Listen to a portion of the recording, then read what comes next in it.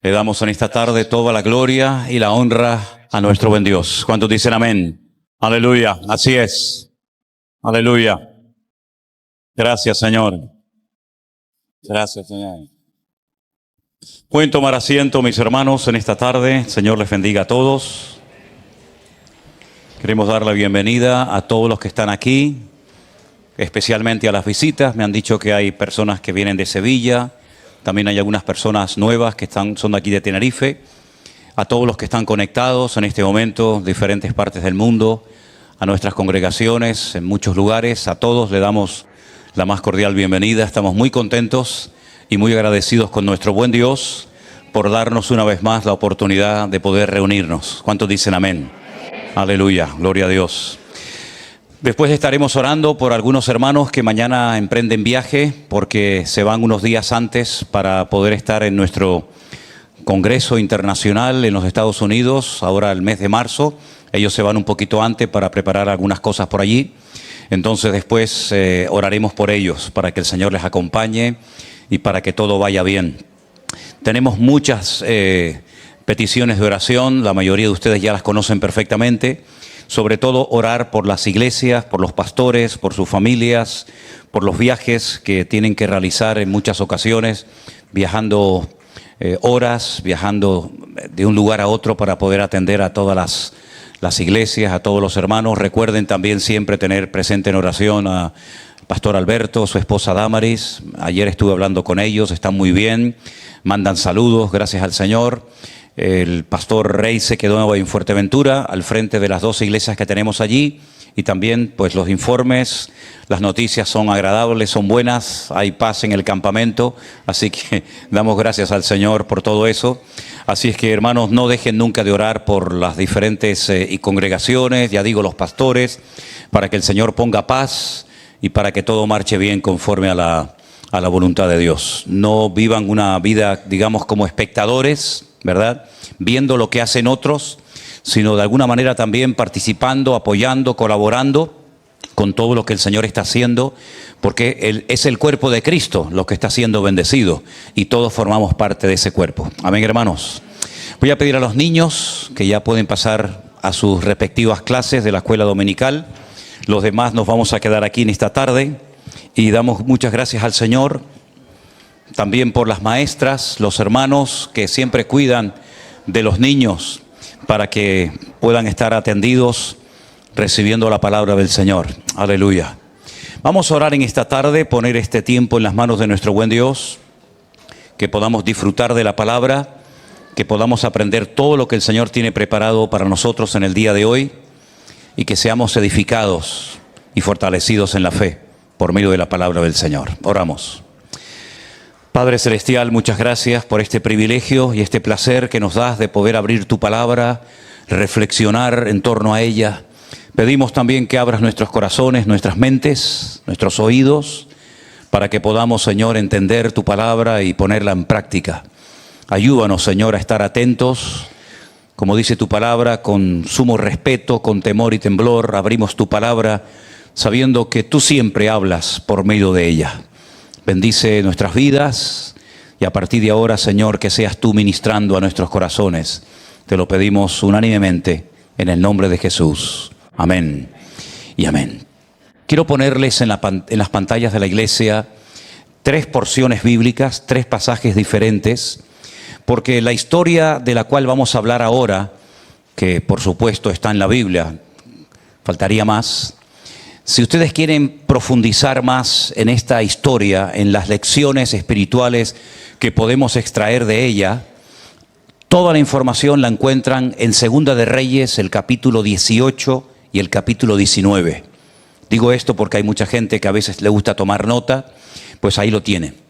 Esta historia también pueden encontrar mucha información en el capítulo 32 del libro de Segunda de Crónicas, que dicho sea de paso, en la Biblia hebrea es el último libro del Antiguo Testamento, no Malaquías. Y también en los capítulos 36 y 37 del profeta Isaías, ustedes pueden encontrar toda la información referente a esta historia de la cual vamos a reflexionar en esta tarde. Lo que vamos a hablar sucedió hace más de 2700 años. Algunos podrían preguntarse, ¿y qué podemos nosotros aprender hoy en día de una historia tan antigua? 2700 años.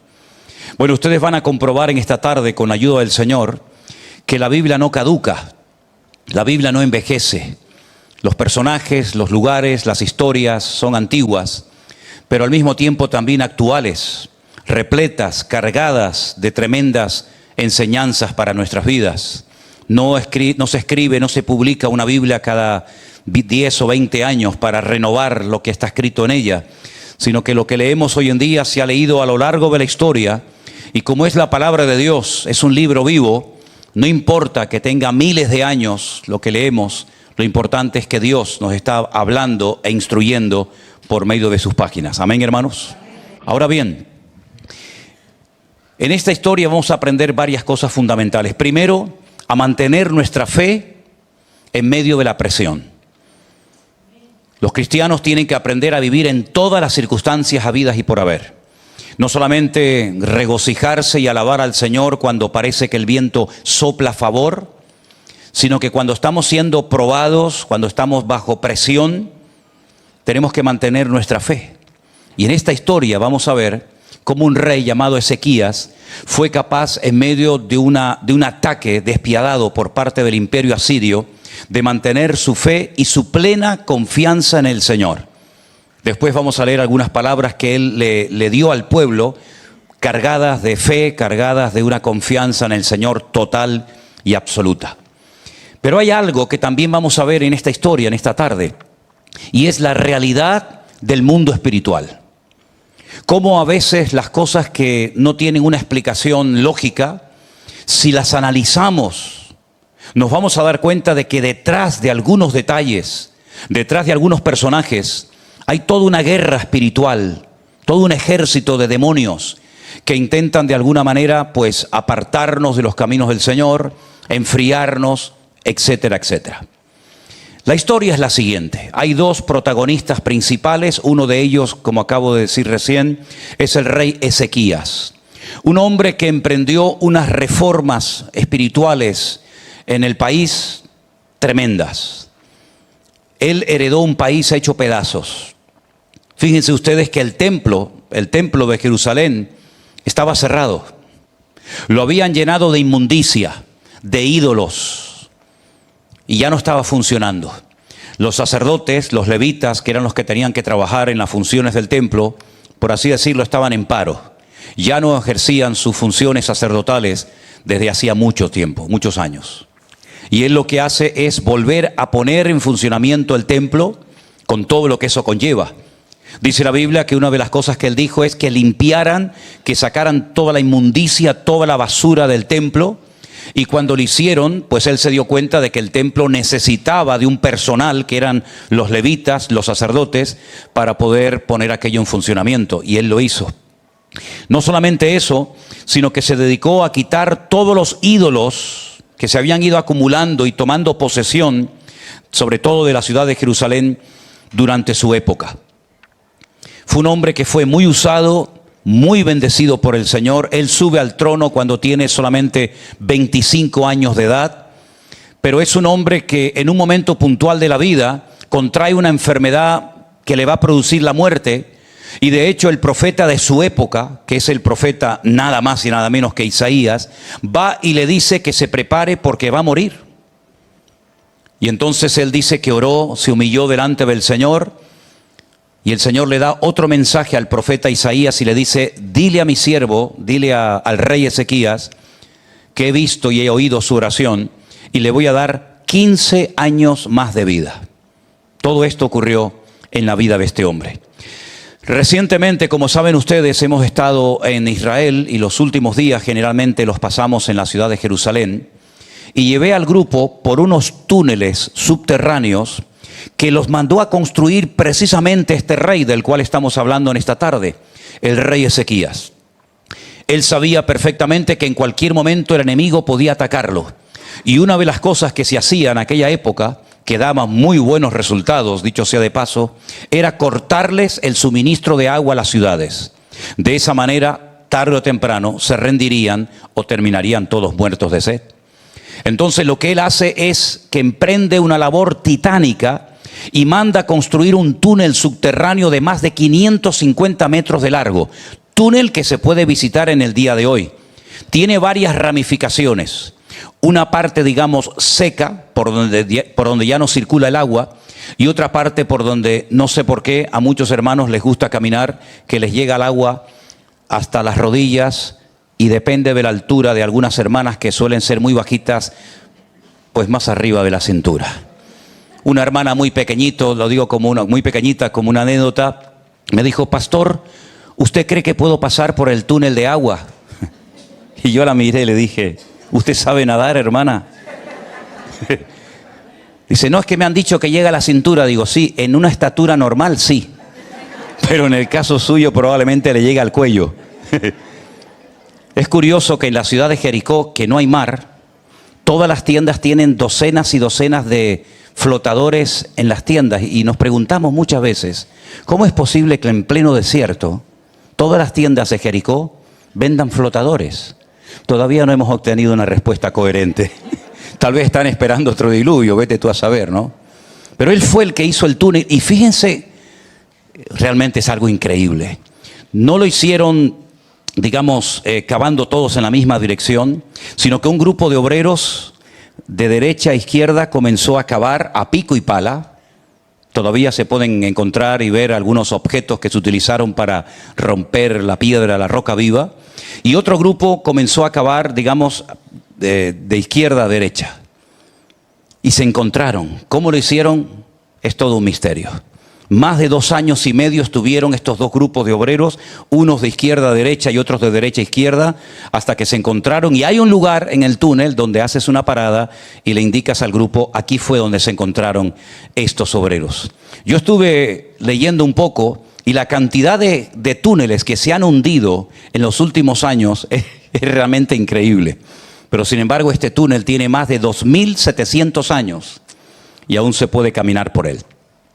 En medio de todas estas reformas, en medio de este despertar espiritual que estaba experimentando el pueblo, recibe un ataque terrible.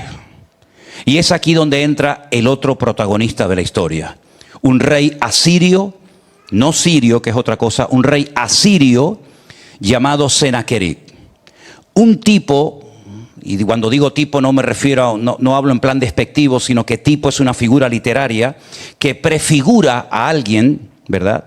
Él fue un tipo del anticristo. Anticristo que aparecerá, como bien saben ustedes, en los últimos tiempos. Porque sus estrategias, la forma como opera, la forma como intenta alcanzar sus objetivos, se va a parecer mucho a lo que el anticristo intentará en los últimos tiempos, precisamente contra la misma ciudad de Jerusalén. El rey Senaquerib, el rey de Asirio, antes de proponerse atacar Jerusalén, escuchen bien este dato, es impresionante, destruyó a 46 ciudades, y la última que le quedaba en la lista por alcanzar era Jerusalén. Es decir, el récord de victorias era increíble. No perdió nunca ninguna batalla. Después de 46 victorias consecutivas, la guinda del pastel, el último objetivo por alcanzar, era la ciudad santa de Jerusalén, donde estaba el templo y donde Dios había puesto su gloria. Movilizó a miles y a miles y a miles de soldados. Tenía el ejército más poderoso y entrenado del mundo. La capital de su imperio era, como bien saben ustedes, Nínive. Una ciudad poderosa, una ciudad hermosa, una ciudad grandísima.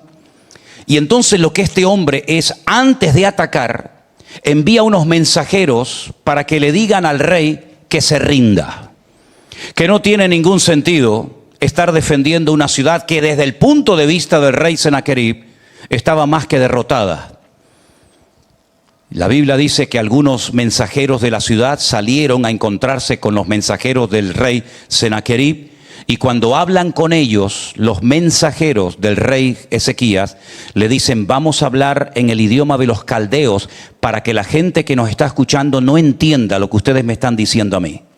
Sin embargo, los mensajeros de Sennacherib eran tan arrogantes, estaban tan seguros de la victoria que dicen, de eso nada. Vamos a hablar, dice el texto en judaico, vamos a hablar en hebreo para que todo el mundo sepa, y dice que comienzan a dar gritos y a decirle a la gente, ríndanse. ¿Acaso alguna nación, acaso algún país, alguna ciudad se ha podido defender de mi ataque? Todas han caído. Ya llevo 46 victorias consecutivas. No confíen en vuestro rey Ezequías porque os miente. Ningún Dios ha podido salvar a ningún país y el vuestro tampoco. Y entonces dice que hace algo terrible. Dice que comienza a blasfemar el nombre de Dios. Escribe unas cartas y esas cartas se las entregan estos mensajeros al rey Ezequías. Y el rey Ezequías hace algo tremendo. Dice que coge estas cartas, se va al templo de Dios, se postra en el suelo y le dice al Señor, Señor, mira lo que nos están haciendo. Mira las amenazas, mira lo que nos están tratando de hacer, destruirnos a nosotros, nuestros hijos, nuestros animales, nuestra ciudad, tu templo, tu casa. Señor, ayúdanos. Las oraciones del rey Ezequías, la verdad es que son maravillosas. Deberíamos de aprenderlas de memoria para saber orar adecuadamente en tiempos de crisis y en tiempos de presión. Pero cuando él sale de la presencia del Señor renovado y fortalecido, le dirige al pueblo estas palabras. Segunda de Crónicas, capítulo 32, versículo 7. Las palabras del rey al pueblo.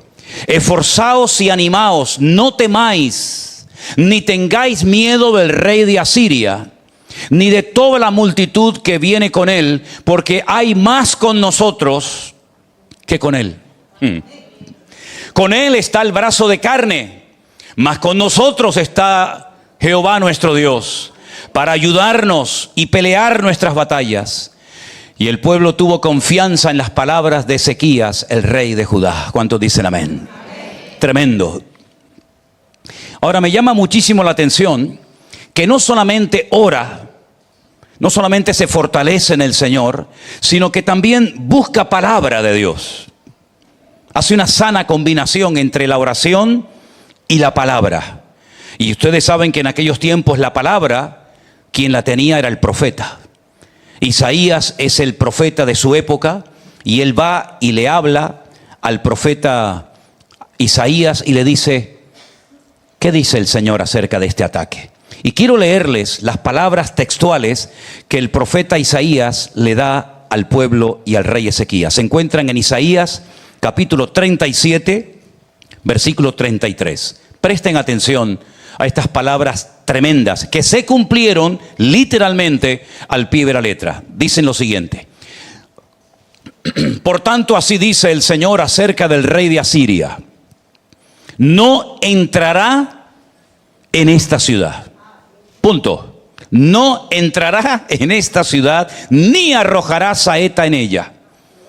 No vendrá delante de ella con escudo, ni levantará contra ella baluarte.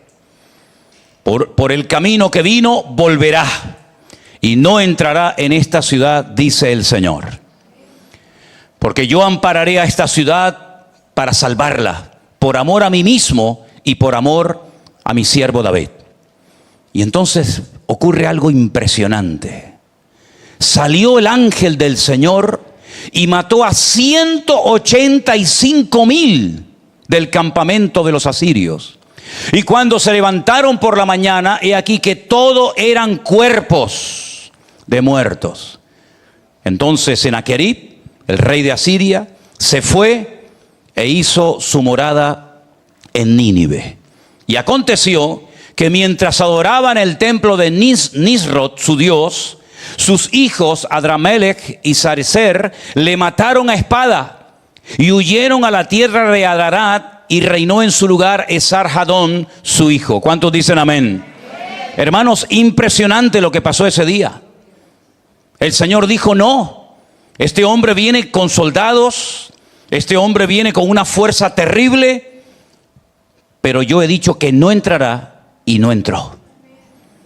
Qué importante es que nosotros entendamos que nuestro Dios es el que tiene todo el poder y toda la autoridad en el cielo, en la tierra y aún debajo de la tierra. Ezequías no dijo, bueno, ahora me toca a mí. Ya han caído 46 ciudades, ahora lamentablemente me toca a mí. No, él ni negocia con el enemigo, ni se resigna a una derrota, sino que actúa en consecuencia. Primero dice la Biblia que ora, se humilla delante del Señor. Segundo, busca palabra por medio del profeta Isaías. Y finalmente, con esta fortaleza espiritual, se atreve a decirle al pueblo, tranquilos hermanos, esfuércense, no tengan miedo, porque más son los que están con nosotros que los que vienen contra nosotros. Ahora fíjense lo que hace este enemigo terrible, Sennacherib, que es un tipo de Satanás, es un tipo del anticristo. Lo que él intenta antes de atacar la ciudad de una forma, digamos, física, es amedrentar a la ciudad de Jerusalén. Primero, sembrando dudas. ¿Qué Dios os va a salvar de mi mano? Mediten, reflexionen. Ya he ganado a 46 ciudades. Todas tenían sus ídolos y sus dioses. ¿Ustedes creen que vuestro Dios es diferente a los demás dioses que yo he derrotado? Intenta sembrar duda. Intenta sembrar tristeza, desánimo y también desconfianza, no solamente hacia Dios, sino hacia el liderazgo que en aquel momento estaba gobernando la ciudad, como era Ezequías y todos los que estaban con él. La palabra del Señor nos enseña que la misma ciudad de Jerusalén en los últimos tiempos va a querer otra vez ser atacada y destruida, pero en este caso no por un rey asirio, aunque curiosamente hay varios pasajes en el Antiguo Testamento que dicen que el asirio volverá otra vez a levantarse para intentar destruir la ciudad de Jerusalén. Sea como sea, la palabra del Señor nos dice lo que va a suceder. Esa noche, un ángel, uno solo, no hacía falta más, un ángel del Señor, un enviado de Dios, descendió del cielo y dice que mató a 185,000 soldados asirios. Y el rey de Asiria quedó humillado y tuvo que huir a su ciudad, donde murió por mano de sus hijos, mientras adoraba a su Dios falso. En los últimos tiempos la Biblia dice que cuando la ciudad de Jerusalén vuelva a ser atacada, y el anticristo llegue hasta el monte de los olivos, que está enfrente de Jerusalén, descenderá del cielo el enviado del Padre, el Cordero de Dios que quita el pecado del mundo. Y dice que pondrá sus pies sobre el monte de los olivos, y el monte de los olivos se parte, y entonces es cuando todas las naciones de la tierra ven la gloria del Señor, y todos tienen que doblarse y postrarse y adorar al Rey de Reyes y al Señor de los Señores. En otras palabras, mis queridos hermanos, sí, fuertes aplausos a él si quieren. En otras palabras, la primera lección que tenemos que aprender es que Dios siempre va a cuidar de nuestras vidas. Si habéis prestado atención a la lectura que traía nuestro hermano Jerónimo, decía que aunque un ejército acampe contra mí, no temerá mi corazón, porque Él es mi luz y mi salvación. El enemigo lo va a intentar destruir tu matrimonio, lo va a intentar, no te quepa la menor duda. El enemigo va a intentar arrebatarte las bendiciones que has ido, digamos, cosechando durante todos estos años. El enemigo va a querer enfriarte, el enemigo va a querer meter en tu cabeza miedo, duda, incertidumbre, desconfianza y un largo etcétera. Pero tú tienes que aprender a estas alturas de la vida que tú no eres una víctima, sino que tú eres hijo del Dios Todopoderoso. Sennacherib tenía soldados, Sennacherib tenía caballos, Sennacherib tenía todo, menos el permiso de Dios. Y es interesante notar, porque yo a título personal he hecho una comparación entre la ciudad donde vivía Sennacherib, que era Nínive, y la ciudad donde vivía el rey Ezequías, donde estaba la gloria, la presencia del Señor, que era la pequeña ciudad de Jerusalén. Porque en aquellos tiempos Jerusalén no era una ciudad tan grande como es hoy en día. Jerusalén hoy en día no solamente es la capital eterna del Estado de Israel, sino que es una ciudad con más de 1,5 millones de habitantes. Jerusalén era una ciudad muy pequeñita en lo alto de un monte, rodeada por unas murallas, y no había tantos miles de personas viviendo en ella. Pero mientras una ciudad fue protegida por la mano de Dios, la otra ciudad fue destruida completamente. Bueno, también sabemos que el profeta Jonás fue a predicar la ciudad de Nínive para también a ellos darle una oportunidad para el arrepentimiento. Y parece ser que por lo menos en la época del profeta Jonás, los habitantes de Nínive se arrepintieron de verdad, pero tiempo más tarde volvieron otra vez a las andadas y la ciudad de Nínive quedó totalmente destrozada. No sé qué tiene esa ciudad, qué connotación espiritual tiene ese lugar de la tierra allí en Irak, que cuando Alejandro Magno intentó reconstruir Nínive, murió a la edad de 33 años. Y así ha habido ya varios casos a lo largo de la historia. Pero fíjense, mientras una ciudad donde estaba la gloria y la presencia del Señor, donde se oraba, donde había palabra, fue bendecida, protegida y cuidada por el Señor, la otra ciudad llena de ídolos, aunque era enorme y poderosa y rica, fue totalmente destruida. Y si piensan ustedes que estas cosas solamente ocurrían en el pasado, nada que ver. Los tiempos sí son diferentes, los nombres, los países, las ciudades, pero la actitud, el mundo, la guerra espiritual sigue siendo exactamente igual. Donde se le da lugar a Dios, donde se ora, aunque no haya perfección, porque no va a haber perfección en ninguna parte, pero donde se ora, donde hay un respeto a Dios, donde la palabra se valora y se tiene en cuenta, hay bendición.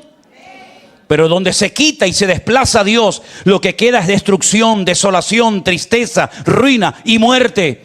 Y si no, miren por ejemplo los últimos 60 años, lo que ha pasado en Israel.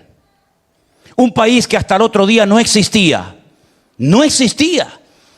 Su población había sido expulsada de su tierra por más de 2000 años. En ninguna parte los querían. Aquí los mataban, allí los humillaban, aquí los expulsaban. Pero después de casi 2000 años de exilio, lograron ir a su país. Y en 60 años han convertido el desierto en un oasis. Y muchísimas cosas que utilizamos hoy en día de la tecnología viene y procede de ese lugar. Donde el 88% de los premios Nobel que ha habido a lo largo de la historia, todos son de origen israelí o judíos. Un país que no tenía carreteras, un país donde la gente moría de malaria, un país donde Mark Twain en el siglo XIX la visitó y dijo: es imposible vivir en este lugar, esto es un páramo, solamente hay gente enferma, malaria, mosquitos y bichos por todas partes. Y vayan hoy en día, por ejemplo, a la ciudad de Tel Aviv, una ciudad que no tiene nada que envidiarle a Manhattan, a Nueva York o a Singapur o a cualquier parte del mundo. Un país que ha enfrentado ya 7 u 8 guerras. Pero en estos últimos 60 años un sector, un remanente ha orado, ha pedido a Dios su bendición, han buscado la palabra de Dios y es un país sin petróleo, es un país sin grandes recursos naturales como otros países del mundo, pero sin embargo es un país del cual habla todo el mundo. Y solamente en estos últimos 60 años ha surgido prácticamente de la ceniza cual ave fénix. Miren por ejemplo Cuba. ¿Qué ha ocurrido en los últimos 60 años? ¿Ha ido a mejor? ¿Ha habido bendición? ¿Ha habido prosperidad?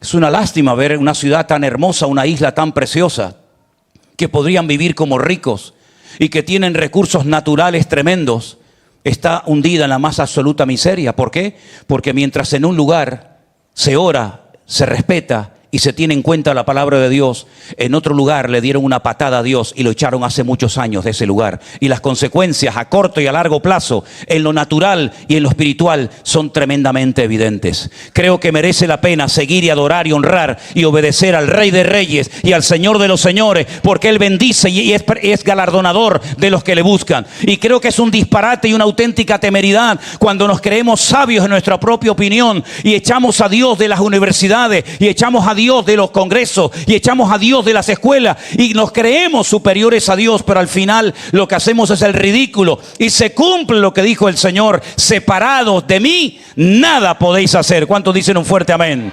Aleluya. Ezequías se la jugó delante de Dios. Ezequías le dijo al Señor: Señor, mira sus amenazas. No tenemos, humanamente hablando, capacidad militar ni de ninguna índole para poder frenar y neutralizar y destruir al ejército más poderoso del mundo. Hermanos, a Siria nadie le pudo parar los pies, solamente Dios. Era una nación indestructible, arrogante, soberbia. Las barbaridades que hacían cuando derrotaban a una ciudad, a un país, son indescriptibles. Sin embargo, fueron humillados, Porque hubo un hombre que oró al Señor, clamó a Dios. Y la Biblia dice, clama a mí y yo te responderé y te enseñaré cosas grandes y ocultas que tú no conoces. Si trasladamos todo esto a nuestro tiempo actual, creo que sería bueno que leyéramos 2 de Corintios capítulo 10, donde encontramos unas palabras que nos van a venir muy bien cuando estemos bajo presión, cuando estemos pasando por luchas, por pruebas, por dificultades. 2 de Corintios capítulo 10, versículos del 3 en adelante nos dicen así, que aunque andamos en la carne, no militamos según la carne. Porque las armas de nuestra milicia no son carnales, pero son poderosas en Dios para la destrucción de fortalezas. Aleluya. Derribando argumentos y toda altivez que se levanta contra el conocimiento de Dios y llevando cautivo todo pensamiento a la obediencia de Cristo Jesús. ¿Saben lo que hizo Sennacherib? Quiso controlar al pueblo bombardeando con dudas, con miedo, la mente del pueblo. Si el enemigo logra controlar tu mente, controla todo tu ser. Porque alguien dijo que somos lo que tenemos aquí en la cabeza. ¿Se acuerdan ustedes cuando, ya es otro tiempo, otra historia, cuando volvieron del cautiverio? Porque finalmente sabemos, no en la época de Sennacherib, sino más adelante en la de Jeremías, que la ciudad finalmente fue destruida. Cuando ellos vuelven del cautiverio después de haber estado 70 años fuera de su tierra, comienzan con entusiasmo y con alegría a reconstruir el templo, las murallas, la ciudad, etc. Pero hay un momento que se paran. Y cuando aparece por allí otro profeta de la época llamado Ageo, les dice, ¿por qué la casa de Dios está abandonada? ¿Por qué ha parado la obra? ¿Por qué llevan 15 años sin poner ni un ladrillo en el templo de Jerusalén? Y todo el liderazgo religioso y político de la época, incluida la población, ¿saben lo que le decían? Es que no ha llegado el tiempo. ¿No ha llegado el qué? No ha llegado el tiempo de construir la casa de Dios. Y entonces comienza a argumentar el profeta Ageo y le dice, ¿no os dais cuenta que sembráis mucho y cosecháis poco? ¿No os dais cuenta que ya no llueve como llovía antes? ¿No os dais cuenta que vuestros animales no son tan fuertes y robustos y paren ovejas y cabras como lo hacía antaño el tiempo? ¿No os dais cuenta de que no levantáis cabeza y la economía del país está totalmente arruinado y el país está como petrificado? ¿Cómo que no es el tiempo? Y entonces, ¿cómo es posible que habéis invertido vuestras energías, vuestros recursos y vuestro tiempo en construir casas preciosas para vosotros, mientras la casa de Dios está abandonada? Habéis sustituido, habéis puesto a Dios en segundo lugar, o sabe Dios dónde, en vuestra lista de prioridades. Es el tiempo de Dios, subir al monte, cortar madera y comenzar a poner a Dios en primer lugar en vuestra vida. Y la gloria postrera de esta casa será aún mayor que la primera. Pero ellos creían que no era el tiempo y se creyeron la gran mentira. Y siempre hemos dicho que la verdad trae libertad a nuestra vida. Pero como tú le des lugar a una mentira y te la creas, te conviertes en un esclavo. Y eso es lo que le pasó a mucha gente a lo largo de la historia, que creyeron en mentiras. Sin embargo, nosotros hemos sido llamados para creer y practicar y poner en práctica en nuestra vida las verdades bíblicas, que son las que van a traer libertad, las que van a traer victoria, las que van a traer bendición. Y por eso dice la palabra de Dios, que tenemos poder en el nombre de Jesús y que las armas de nuestra milicia no son carnales, pero son poderosas para destruir malos pensamientos, malas actitudes y poder ver la gloria de Dios en nuestras vidas. Pero Sennacherib era astuto, quería sembrar dudas y miedo en la mente de las personas, porque controlando sus pensamientos, asustando al pueblo, podía controlar y podría amedrentarlos. No permitas nunca que malos pensamientos antibíblicos, incorrectos, dominen tu vida, porque el Señor te ha preparado para que seas una persona victoriosa y poderosa en el Señor Jesús. Sennacherib fue derrotado, no pudo entrar en Jerusalén. ¿Por qué? Porque Dios dijo, no vas a entrar. Y cuando Dios cierra una puerta, cuando Dios da una orden, nadie puede contradecir la orden del Señor. Yo creo que Dios ha dado una orden y ha dicho que ahora es nuestro tiempo. Yo creo desde el año 2020, y lo tengo más claro que el agua, no sé si todos ustedes lo tienen tan claro como yo, pero yo tengo bien claro que Dios ha dicho, ahora es el momento de hacer lo que nunca en tu vida pudisteis hacer. Y ahora vamos a poner la mano en el arado, porque ya no vamos a tener la excusa de que no tengo tiempo, de que no tengo recursos, de que no puedo, de que no tengo lo necesario. Ahora el Señor dice, ahora es tu tiempo. Y tienes que aprovecharlo antes de que vengan los días malos, dice la palabra de Dios. Y por eso es muy importante que nosotros nos mentalicemos, interioricemos la verdad, que estamos también en medio de un conflicto espiritual sin precedentes. Lo que estamos viendo cada día es simplemente la punta del iceberg de todas las maquinaciones y de la agenda diabólica que intenta destruir familias, que intenta arruinar países. Porque una de las cosas que Sennacherib quiso, y ese fue el detonante de por qué dijo voy a atacar Jerusalén, es porque hay un momento, y esto no lo he dicho hasta ahora, que Ezequiel dijo, no voy a seguir pagándole tributo al enemigo. Porque dice que llegó a arrancar de las puertas del templo todo el oro y toda la plata y se la dio al enemigo para que lo dejara tranquilo. Pero se dio cuenta que cuanto más le daba al enemigo, más demandaba el enemigo de su vida. Y es que siempre es así. El enemigo nunca se va a conformar con las migajas, quiere todo el pan para él. Y es interesante notar cómo Sennacherib quiso controlar la economía del reino. Y estaba empobreciendo al rey hasta que el rey dijo, basta, ya no podemos más. Ya no podemos sacar más oro y más plata. Y tenía que pagarle, hermanos, cientos de kilos de plata y de oro anual al rey enemigo. Y Ezequías dijo, hasta aquí hemos llegado. Y es entonces cuando el enemigo, viendo que no está siendo complacido en sus exigencias, decide atacar Israel y Jerusalén. Llegará un momento en el que tú tendrás que pararte y decir, ni un minuto más al enemigo. ¿Piensas que el enemigo se va a escapar y se va a marchar y se va a rendir rápidamente? Lo va a intentar con toda su fuerza. Pero ya estamos viendo lo que pasó. Oró, se postró delante del Señor, confió en el Señor, declaró la palabra del Señor y el enemigo por el camino que vino, por el camino mismo se fue.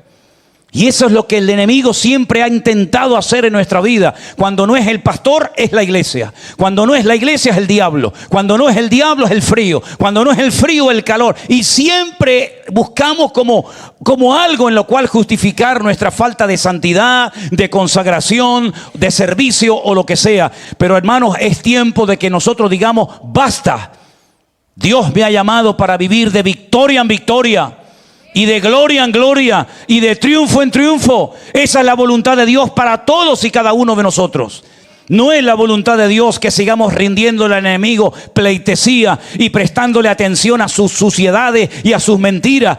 El Señor nos ha llamado para que vivamos una vida ordenada, pura y limpia y de integridad delante del Señor.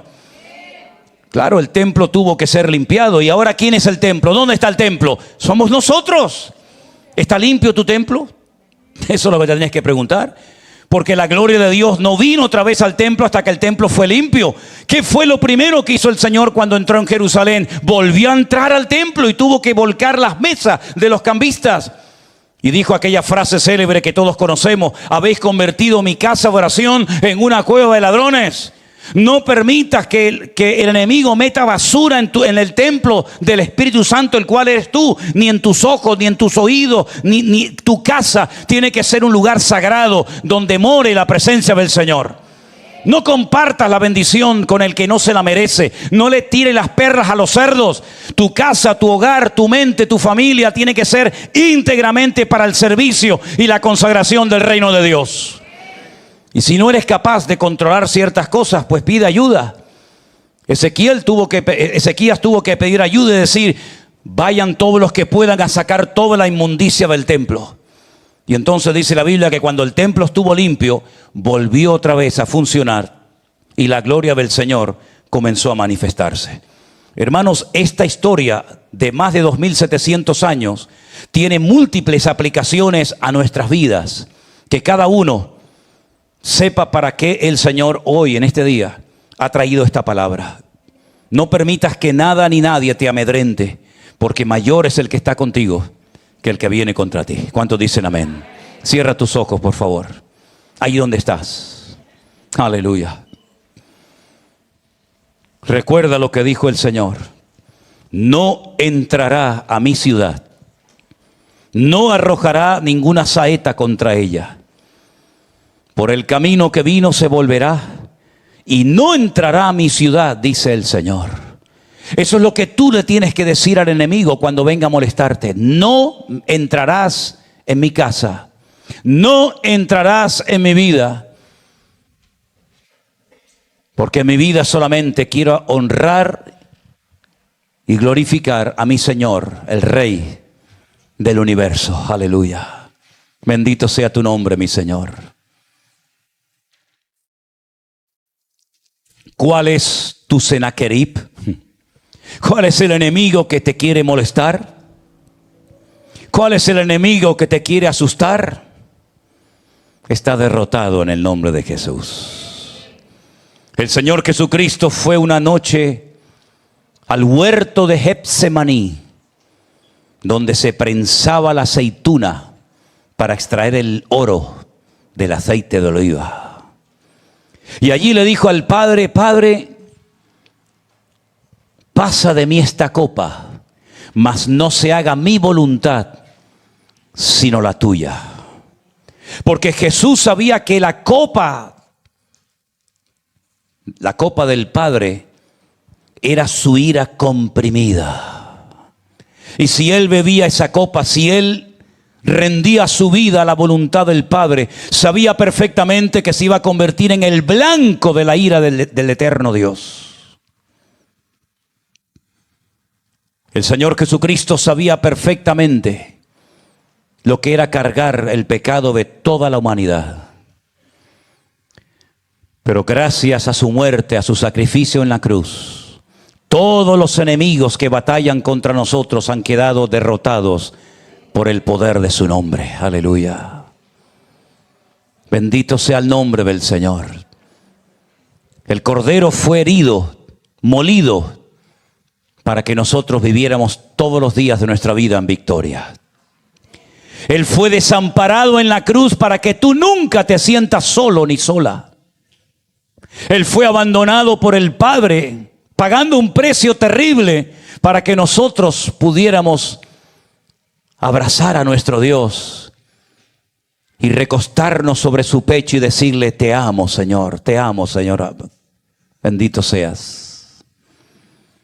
Él cargó la culpabilidad de todos nosotros para que nunca más nadie ni nada te atormente. Para que no seas esclavo de nadie ni de nada. Por eso te damos gloria y honra en esta noche, Señor. Aleluya. Dígale al Señor: gracias. Gracias porque has vencido al enemigo, Señor.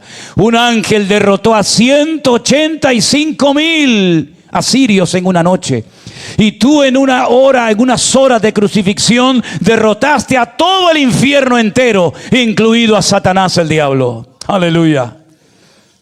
Para que nosotros vivamos en la victoria de Cristo, en el poder de Dios, en la santidad de su Espíritu, y podamos demostrarle al mundo que nuestra fe bajo presión funciona mucho mejor, porque mi confianza en el Señor es absoluta.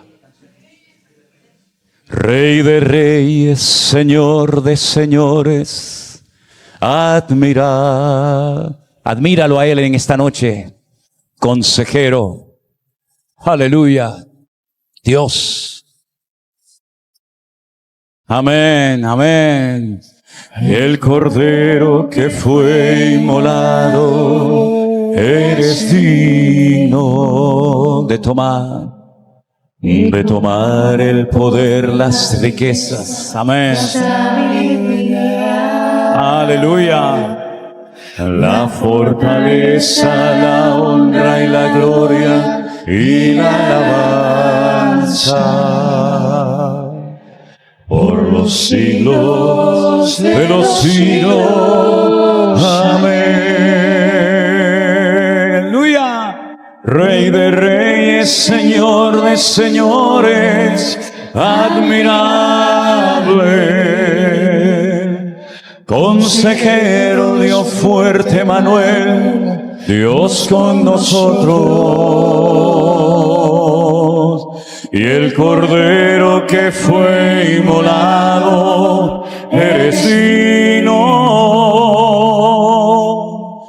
de tomar el poder, las riquezas, la sabiduría.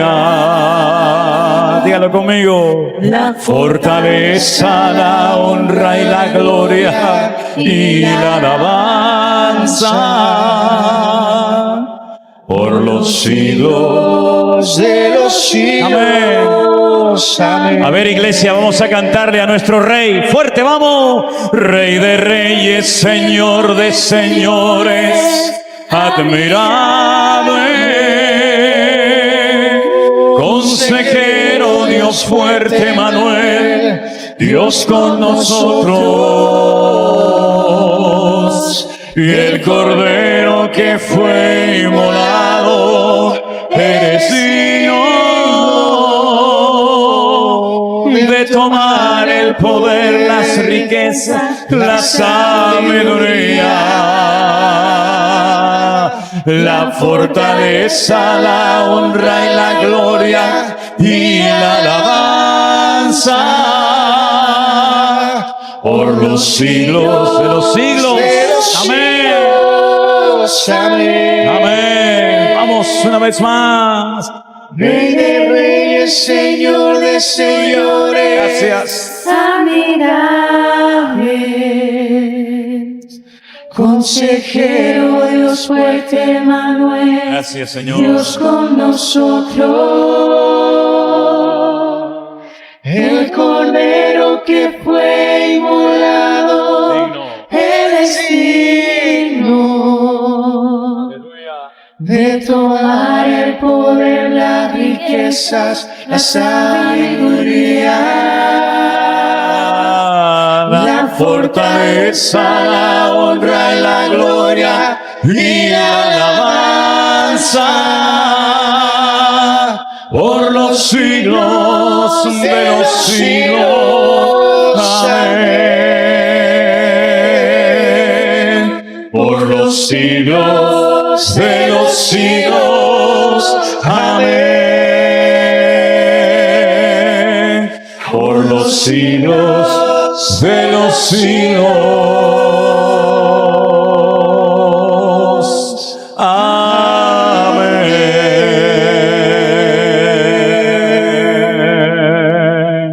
Amén. Fuerte ese aplauso a nuestro Rey. Aleluya. Amén. Nuestro Rey vive para siempre. Aleluya. Si las palabras de aquel rey llamado Ezequías animaron y fortalecieron la fe del pueblo, cuánto más las palabras de nuestro Dios traen fortaleza y ánimo a nuestra vida. Dile a tu hermano, no temas, el Señor está con nosotros. Aleluya.